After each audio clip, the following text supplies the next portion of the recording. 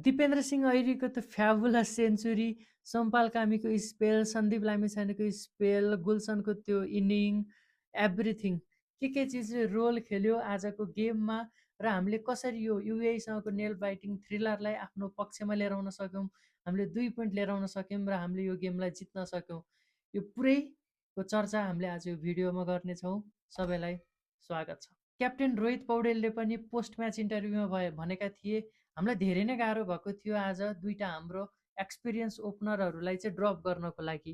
आज कुशल भुर्तेल थिएनन्, आज आसिफ शेख थिएनन्, थिए त उनीहरूको ठाउँमा अर्जुन कुमाल जो यङस्टर कन्सिस्टेन्ट यङस्टर जसले 500 रन हानेर आएका थिए पिएम कपमा, र विनोद भण्डारी जसले पटक पटक पहिलो एनपिएल सिजनदेखि चाहिँ इन्टरनेसनल डोरलाई फेरि नक गरिरहेका थिए। उनले त्यो रेडमसन आर्क हेरिरहेका थिए भने आज अर्जुन कुमारले जम्मा 11 रन बनाउन सके भने विनोद भण्डारीले एउटा 50 हाने, उनले कमब्याक 50 हाने, उनले चान्सहरू पाए। उनको त्यो एलबिडब्लु कन्ट्रोभर्सियल थियो, सायद 80% केसमा त्यो आउट दिन्थ्यो होला एम्पायरले, तर उनलाई आउट दिइएन आज इनफिल्ड एम्पायरद्वारा। र पछि पनि उनको स्टम्पिङ मिस भएको थियो। त्यो दुईटा हुँदाहुँदै उनी डगमगाएनन्, उनले त्यो चिजलाई क्यापिटलाइज गरेर उनले एउटा कमब्याक 50 हाने, नेपाललाई एउटा रेस्पेक्टिभ टोटलमा पुर्याउनको लागि ठुलो योगदान दिए।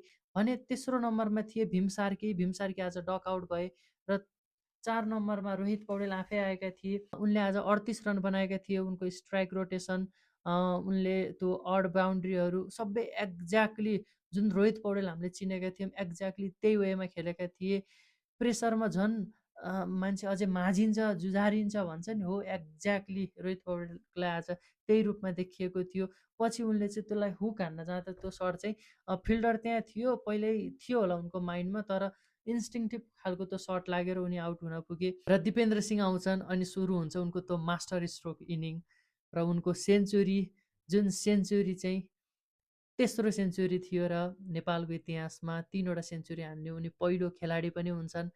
दिपेन्द्रले इनिङलाई यसरी बुन्छन्, फिल्डरहरूले मिसफिल्ड गर्छन्, मिसफिल्ड गर्नको लागि उनले बाध्य बनाउँछन् फिल्डरहरूलाई र त्यहीँबाट चोर्छन् रन, र ब्याड डेलिभरीहरूलाई उनले फेन्ससम्म पुर्याउनलाई कति पनि कसर छोड्दैनन् र यसरी बनाउँछन् दिपेन्द्र सिंह ऐरीले आफ्नो जीवनको one of the greatest century. एकदमै प्रेसर सिचुएसनमा, नेपाललाई एकदमै चाहिएको सिचुएसनमा दिपेन्द्र सिंह ऐरीले डेलिभर गर्छन् र उनी सँगै आउँछन् गुलसन झा जसले 44 रन हान्छन् 100 माथिको स्ट्राइक रेटमा।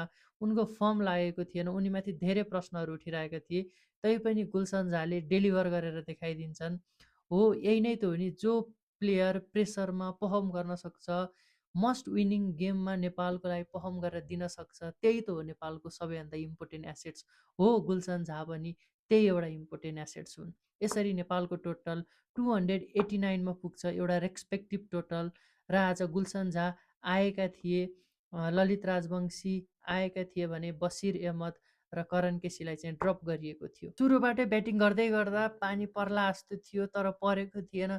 तर पछि युएई ब्याटिङ गर्न आउँदा सुरुमा एउटा खतरनाकवाला स्टार्ट दियो युएईका खेलाडीहरूले। त्यो 36 रन बनाएकी थियो, कस्तो चाँडै बनाएका थिए। र त्यसपछि नन्दन यादव आउँछन् र नन्दन यादवले हामीलाई पहिलो ब्रेक थ्रु दिलाउँछन् 36 for 1। अनि कस्तो संयोग, ठ्याक्कै त्यति बेलै पानी पर्छ र डिएलएसमा हाम्रो स्कोर इक्वल हुन पुग्छ त्यतिखेर। र पछि पानी बन्द हुन्छ र फेरि गेम स्टार्ट हुन्छ। गेम स्टार्ट हुँदाखेरि 38 ओभरको मात्र गेम हुन्छ र त्यसपछि हामीले एकदम कसिलो तरिकाको बलिङ गर्नुपर्ने थियो, चाँडै विकेट निकाल्न पर्ने थियो। र एक्ज्याक्टली त्यतिखेर शर्माले यति राम्रो रन बनाइरहेका हुन्छन् अनि आउँछन् हाम्रा सन्दीप लामिछाने, जसले शर्माको विकेट मिड विकेटमा ललित राजवंशीले क्याच गर्छन् अनि विकेट लिन्छन्। अनि हामीले अलिकति भए नि त्यो म्याचलाई हाम्रो ग्रिपमा लिएर आउन सुरु गर्छौँ। र त्यसपछि यस्तो किसिमको उनीहरूले पार्टनरसिप बिल्ड गर्छौँ कि त्यसलाई हामीले ब्रेक गर्नै सकिरहेको थिएनौँ। कतिखेर गुलसन ल्याउँछन्, दिपेन्द्रलाई ल्याउँछन्, ललितलाई सुरुमा लिएर आए, तर केही चिजले काम गरिरहेको थिएन। क्याप्टेन्सीमा अलिकति बलिङ रोटेसनमा त्यहाँनिर अलिकति डिफेन्सिभ एप्रोच युज गरेको हो कि भन्ने पनि देखिएको थियो रोहित पौडेलको। सुरुमा कभर हट्ने बित्तिकै ललित राजवंशीले एकदम राम्रो स्पिन पाइरहेका थिए पिचमा, तर उनलाई त्यहाँबाट हटाइन्छ। त्यसपछि बिस्तारै जब इनिङ बिल्ड हुँदै जान्छ तब ब्याटमा सजिलोसँग बल आइरहेको थियो र त्यतिखेर एकदमै अब केही सिप लागेन। अब तुरुपको एकै फाल्न पर्यो भनेर अघिल्लो गेममा गरे जसरी नै रोहित पौडेलले मास्टर स्ट्रोक खेल्छन्, उनको मेन ट्रम्प कार्ड खेल्छन्, ती थिए सोमपाल कामी, र सोमपाल कामीले निकाल्छन् त्यो सेट ब्याट्सम्यानको विकेट। र त्यो सेट ब्याट्सम्यान थिए हरप्रित, र उनी रनआउट 100% रनआउट भएका थिए त्यो।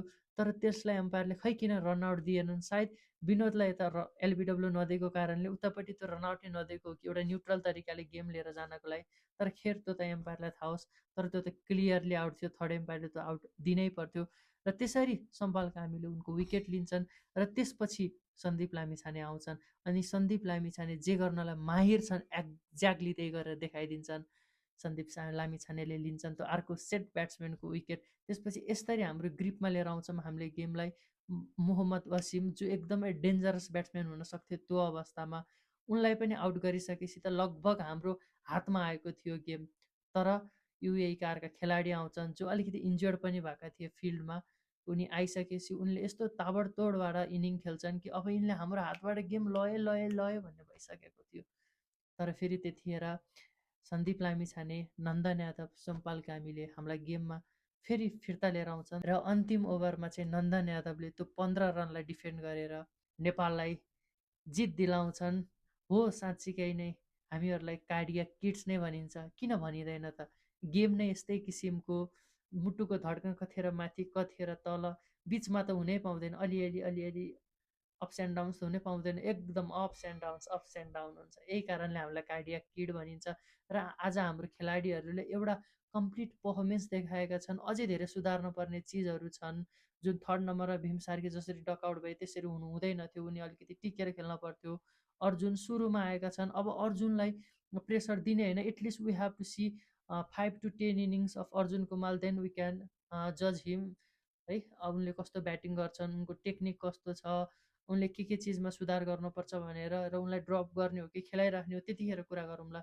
तर पहिला सुरुमा let him give 5 to 10 innings, then will जज हिम। र नेपाल टिमले जितेको छ अन्तिममा, हामी सबैजना खुसी छौँ। नेपालले जित्दा को खुसी हुँदैन र? र यसरी नै नेपालको भिडियोहरू लिएर आउने नै छु। सबैजनाले च्यानललाई सब्सक्राइब गरिदिनु होला। जय नेपाल।